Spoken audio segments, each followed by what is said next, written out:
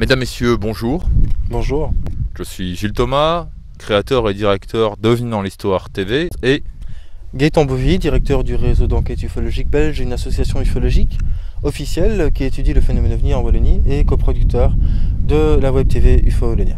bienvenue dans JT OVNI en France qui est L'actualité du phénomène OVNI sur le territoire français. Cette émission est divisée en 3 parties. Première partie, les informations importantes. Alors je retrouve Franck Morin, donc à la 3e journée ufologique de Rennes-le-Château, du RASES. Alors Franck, déjà bonjour. Bonjour. Alors qu'as-tu pensé de cette journée ufologique ? Elle était très bien organisée et ce qui est intéressant, c'est qu'on a vu des interlocuteurs qui ont abordé des sujets très variés, que ce soit le lien entre l'OVNI et le nucléaire, les survols de bases militaires qui ont commencé aux États-Unis à partir des années 47-48. En plus, dans Tcham, ça tient parlé, c'est le cas de Randex-Tcham. C'est vraiment un cas important. Surtout que ces événements sont étayés par des rapports militaires légalement déclassifiés. D'autre part, on a vu des nouvelles approches du phénomène OVNI avec notamment Jocelyn Moissan qui nous a parlé d'OVNI et conscience. Avec Aimé Michel, dont vient de parler Geneviève, bien sûr. Et ma présentation, en plus, elle n'est pas sans lien avec ce que vient de dire Geneviève, parce que je vais vous parler de ce livre, mais pas seulement de ce livre, je vais vous parler des développements qu'il y a eu autour de ce livre, notamment ce qui s'est passé après la sortie de ce livre. Mais aussi l'historique du phénomène OVNI en 1954 en France, la grande vague, et puis Aimé Michel, donc, dont Geneviève Bellino a parlé historique. Donc, quand il étudie la vague de 54, c'est là où il va s'apercevoir qu'on peut tracer des lignes droites entre des observations faites le même jour, ce qui suggère un déplacement en ligne droite. Beaucoup de facettes du phénomène et puis toi tu es venu nous présenter tes enquêtes de terrain qui constituent la base je pense pour récolter des témoignages et essayer de comprendre ce qui se passe derrière ce phénomène. Oui. Et ainsi d'avancer dans leur compréhension du phénomène et peut-être de faire aussi avancer ceux qui interviennent.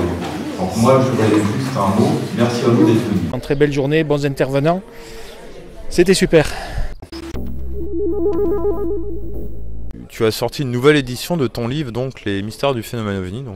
La première version était sortie en 2015 et là on la réédite cette année, disponible début septembre en librairie. Alors merci aux lecteurs qui m'ont fait confiance et à toutes les personnes qui ont participé, spécialistes dans leur domaine. Et ce que j'ai rajouté dedans, c'est que dans l'historique du phénomène OVNI, j'ai ajouté des nouveaux cas qui étaient emblématiques, mais j'ai ajouté aussi des précisions sur les plus importants. Donc j'ai enrichi cette base de données, celle sur les caractéristiques et le comportement du phénomène OVNI, son mode opératoire, est-ce qu'il y a des lignes directrices qui concordent ou qui au contraire sont en contradiction, et est-ce qu'on peut en tirer un sens, un peu comme font les policiers quand ils enquêtent sur des événements, des faits divers inexpliqués. Et puis après, j'ai élargi toutes les hypothèses sur le phénomène. Par exemple, j'ai ajouté des nouvelles hypothèses sceptiques, des nouveaux vidéastes qui s'attaquent aux canulars et aux fausses vidéos d'OVNI qui pullulent sur le net actuellement. Une nouvelle approche sur les anomalies lunaires et martiennes. On parle aussi de l'hypothèse militaire. Alors là, je l'ai enrichi avec les nouvelles technologies militaires qui relèvent même parfois de la science-fiction, les nouveaux prototypes. Et ensuite, concernant les hypothèses extraterrestres et les autres qui sont un peu des alternatives à l'hypothèse extraterrestre qui supposent d'autres formes d'intelligence. Moi j'ai cité tous les courants de pensée et il est vrai que ça le méritait parce que depuis les années 2010 il y en a beaucoup qui sont formulés.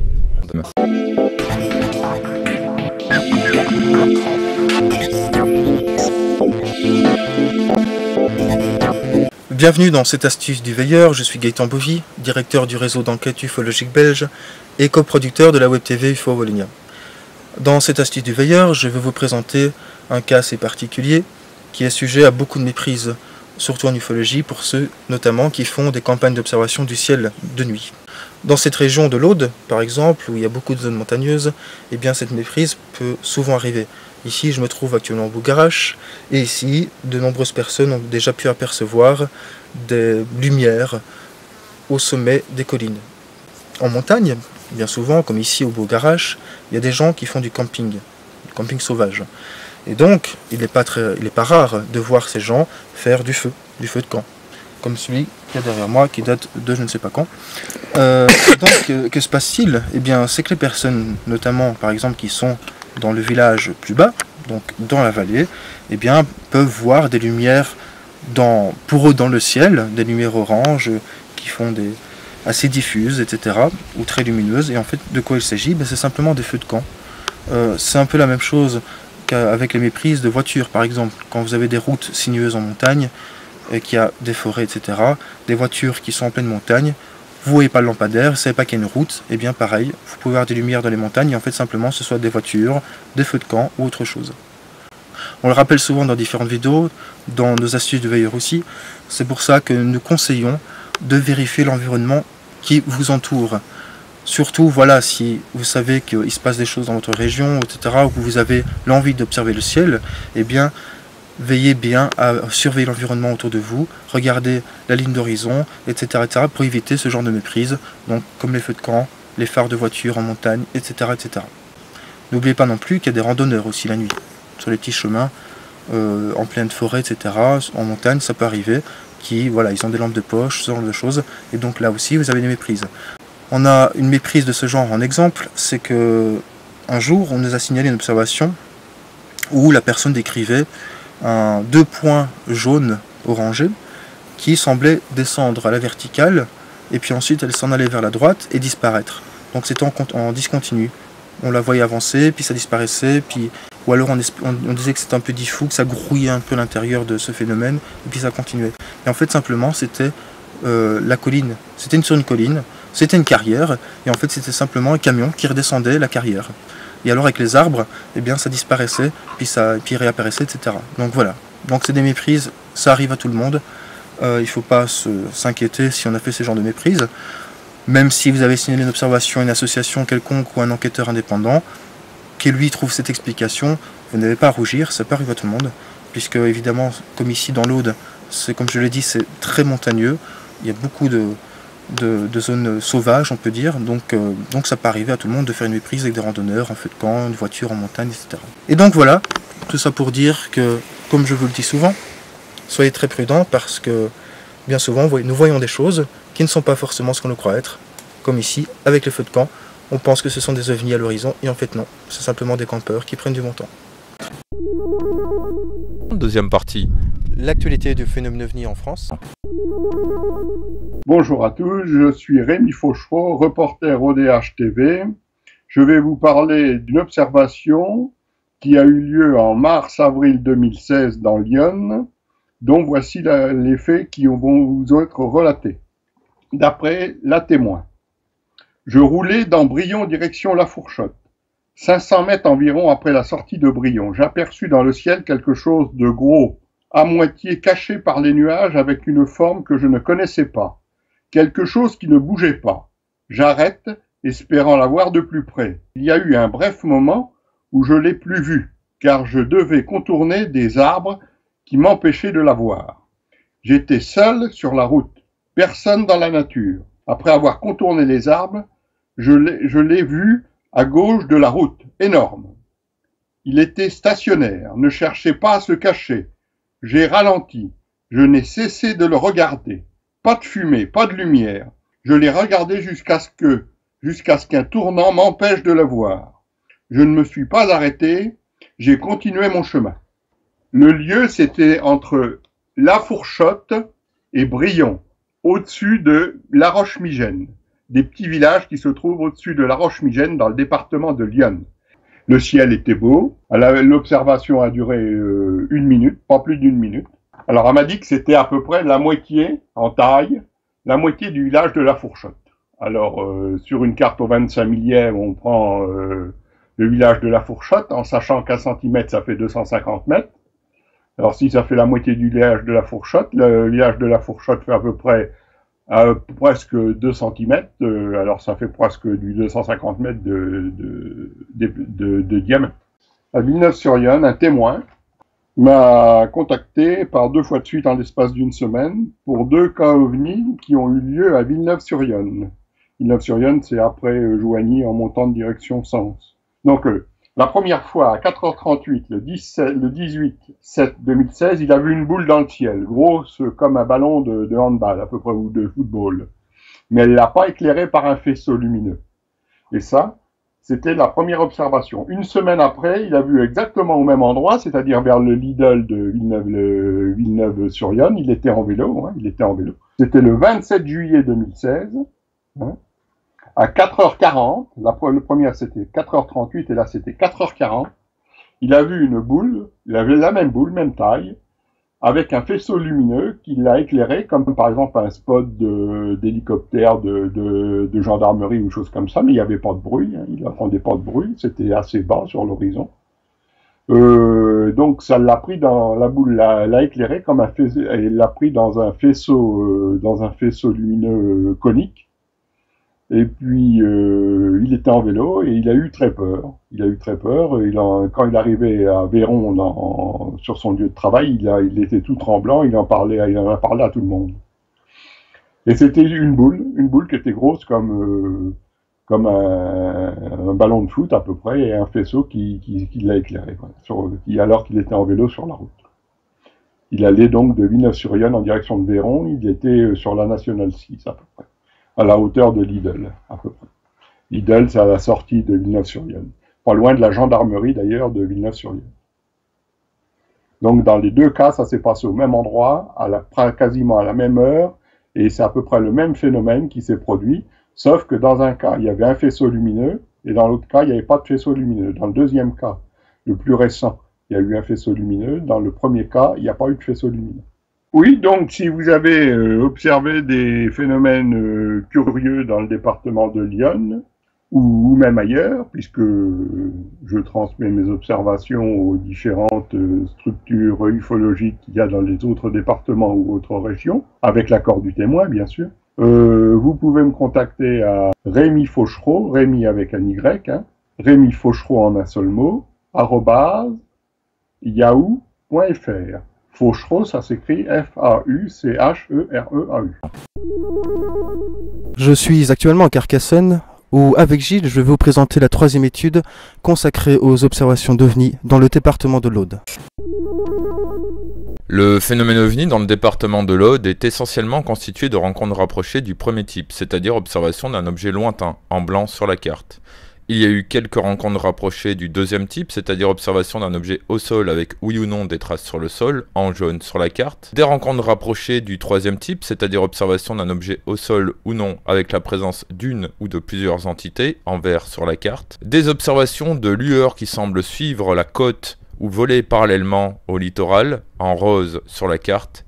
Et quelques observations de masses lumineuses ou de choses identifiés comme des apparitions fantomatiques, c'est-à-dire des cas où on ne sait pas où les classer, soit dans l'ufologie ou le paranormal, identifiés par la dame blanche sur la carte. Il y a 3 secteurs ou zones où il y a de nombreuses observations. Le premier étant Rennes-le-Château, Quillan, Bugarach. Le deuxième étant du côté du massif de la Clappe, Narbonne et Cuxac-Dode. Et le troisième entre Carcassonne et la Montagne Noire. Il y a une zone aussi qui mérite votre attention, c'est la zone de la côte d'Améthyste, entre Port-le-Cat et Saint-Pierre-la-Mer. Dans ce secteur, il y a des observations de boules lumineuses ou de lueurs qui semblent suivre la côte ou voler parallèlement à celle-ci. Pour remarquer, hélas, qu'il y a aussi des zones où il n'y a pas d'observation, comme le massif des Corbières, aux alentours d'Axat et le plateau de Sceaux, et également dans le Lauragais. Au cours de la précédente étude sur les ovnis dans le département de l'Aude, qui avait été publiée dans le JT OVNI en France édition du 19 décembre 2014,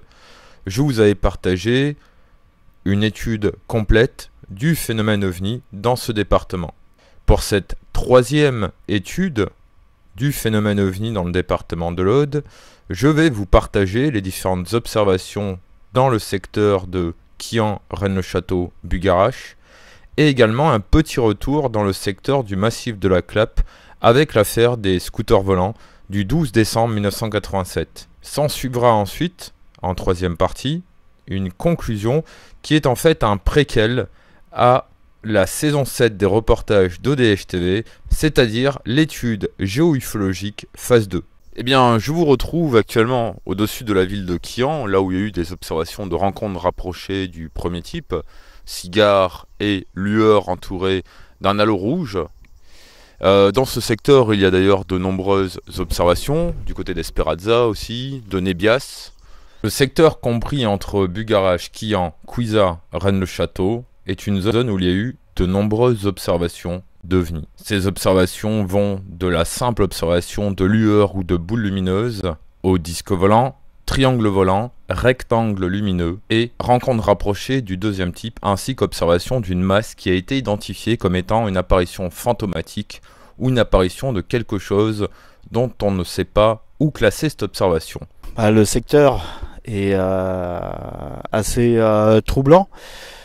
Il y a des histoires, des mythes, des légendes et surtout avec Rennes le Château. Le 25 février 1974, observation de deux boules rouges, l'une sur l'autre, qui s'en vont survoler Rennes le Château. Courant mai 1974, un véhicule a été suivi par un triangle de couleur orange cerné de vert jusqu'à Cuisa. Le 19 août 1974, à Brenac, à minuit, le témoin circule en voiture venant de Prax. Quand il aperçoit au-dessus de sa voiture une sphère rose pâle qui se tient immobile. Le témoin arrête son véhicule et éteint ses phares. Il voit que l'objet possède deux sillages lumineux très vifs, entre lesquels pétillent des étincelles blanches. Au bout de 30 secondes, l'objet s'éloigne à grande vitesse vers le nord-est, en direction d'Esperazza. Au même moment, à Esperazza, d'autres témoins ont observé un objet sphérique. Plusieurs personnes ont noté que les animaux domestiques s'étaient montrés particulièrement agités. Le 19 septembre 1977, à Nébias, à 23h, une femme observe une lueur extraordinaire qui éclaire le paysage comme en plein jour. La lumière provenait de la colline séparant les vallées de Quillan et Brenac. Elle voit alors un disque se déplaçant en direction du sud-est. Elle appelle deux autres personnes qui constatent aussi le phénomène.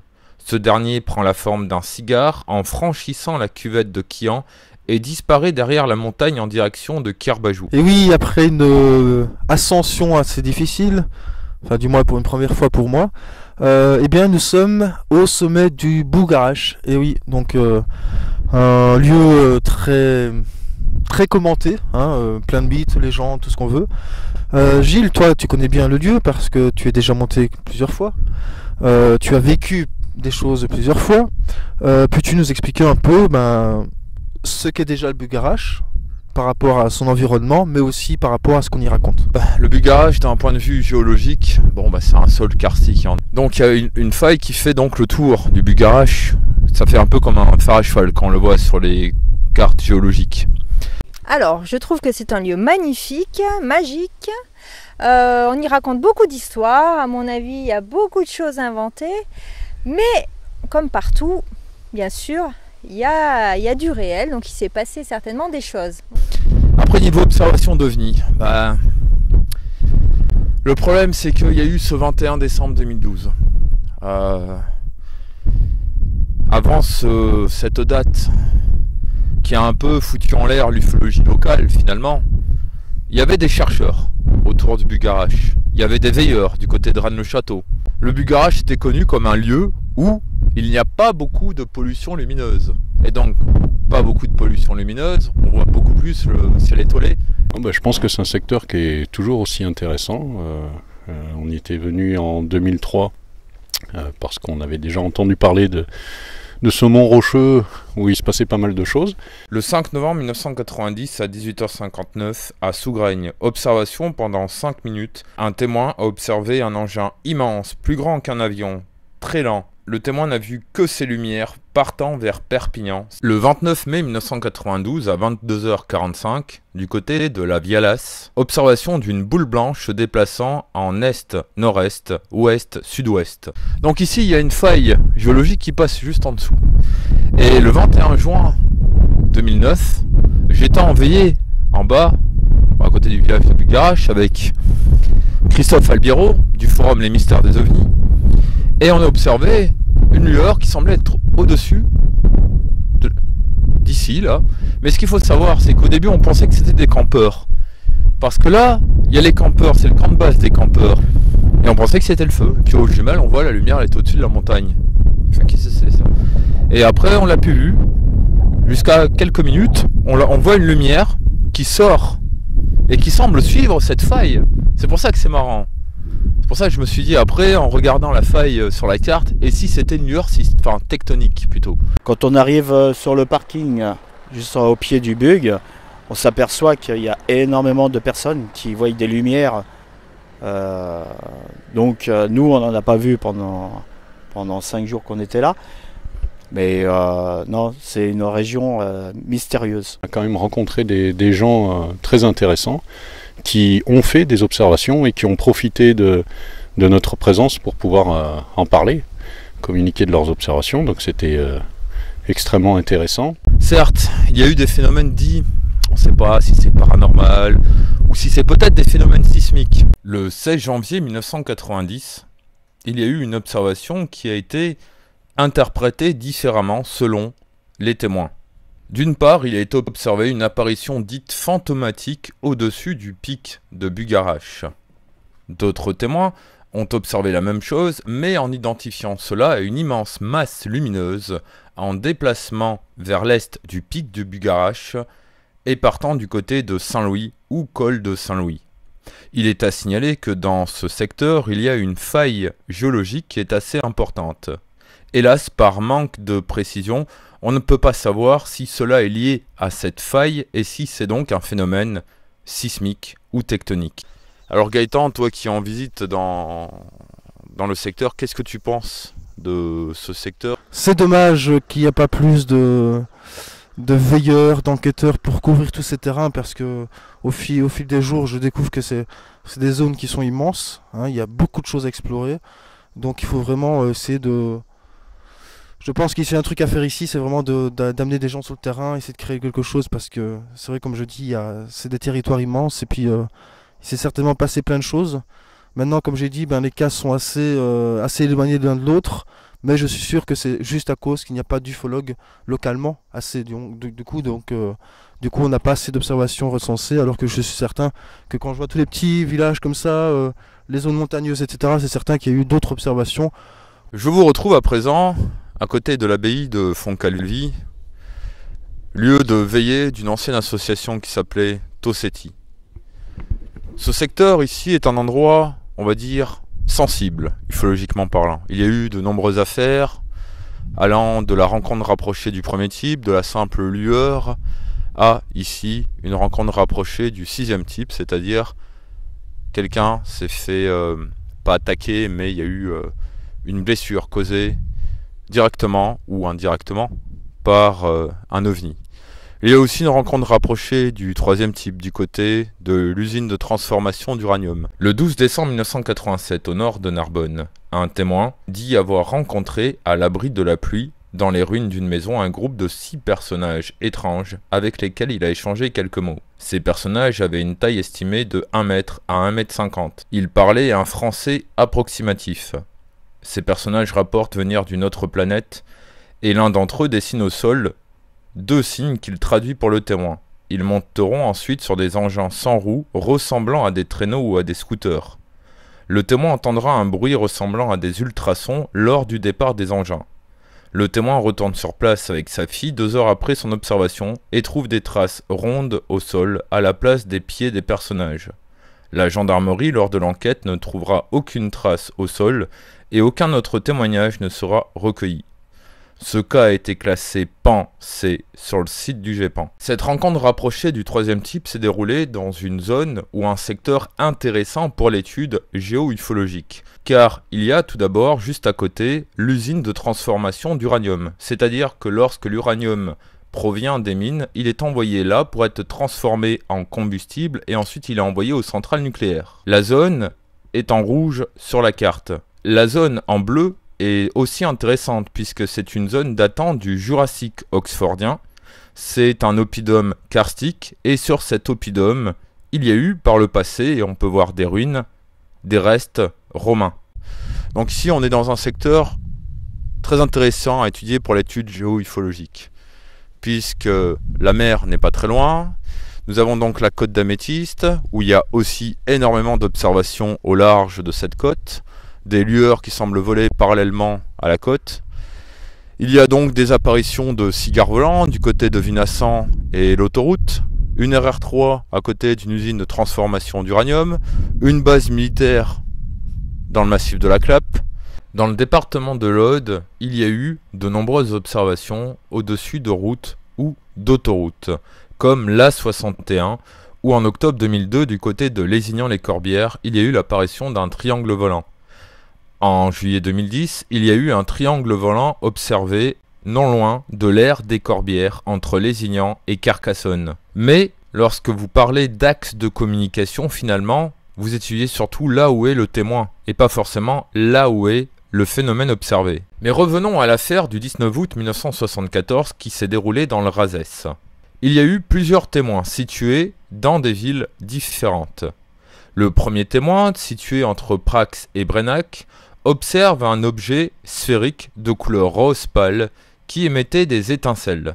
Cet objet est parti vers le nord-est, c'est-à-dire vers Esperanza, où d'autres témoins ont observé le phénomène et où il y a eu une réaction des animaux. Il est à signaler que dans ce secteur, il y a une faille géologique, et il est curieux de constater que cet objet sphérique de couleur rose pâle a suivi cette faille, puisqu'elle est sur un axe nord-est. Il y a eu réaction des animaux. On retrouve là l'une des caractéristiques des phénomènes sismiques ou tectoniques, réaction des animaux. Ces sphères roses nous rappellent également les sphères de cette même couleur observées dans un endroit fort connu en France qui n'est autre que le triangle de la Burle.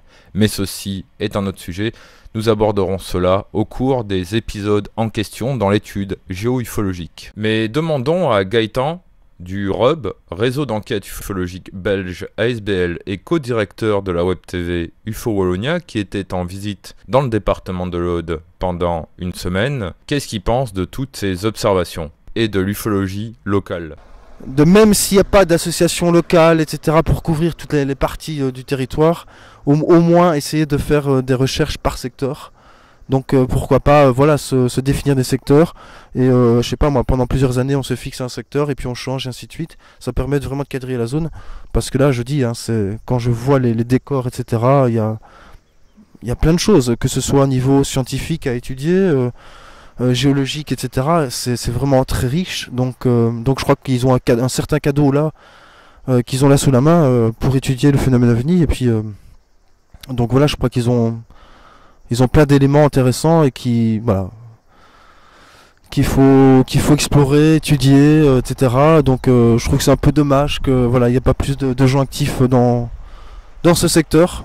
Nous reviendrons dans ce secteur au cours des épisodes de l'étude géo-ufologique phase 2 ou la 7e saison des reportages d'EDF TV. Nous reviendrons également sur l'affaire des scooters volants au cours d'un épisode qui sera diffusé aux alentours de 2017 ou 2018 qui traitera des rencontres rapprochées du troisième type. Je tiens à remercier toutes les personnes qui nous ont aidés à faire ce troisième dossier sur les observations d'OVNI dans le département de l'Aude, mais également les chercheurs de Carcassonne comme Michel Descailles et Christophe Quest, les chercheurs du Razès, de Rennes-le-Château, de l'association Œil du Sphinx, ODS, ou participant à la liste de discussion Magoni. Dans l'édition du mois de septembre 2016 de JT OVNI en France, je vous partagerai dans le dossier une étude sur les observations d'OVNI au sud du département Seine-et-Marne, avec la participation de Rémi Fauchereau, reporter de ce secteur. Voilà, c'est la fin de cette édition du JT OVNI en France.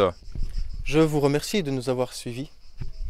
Je vous donne rendez-vous dans la prochaine édition qui sera disponible dans un mois. Soyez très vigilants, n'oubliez pas votre appareil photo numérique. Et bien sûr la bonnette à réseau. Sans compter la station météo, bien entendu. Et bien sûr, avoir toujours un paquet de chips sur soi, parce qu'on peut en avoir besoin en veille. À très bientôt sur ODH TV.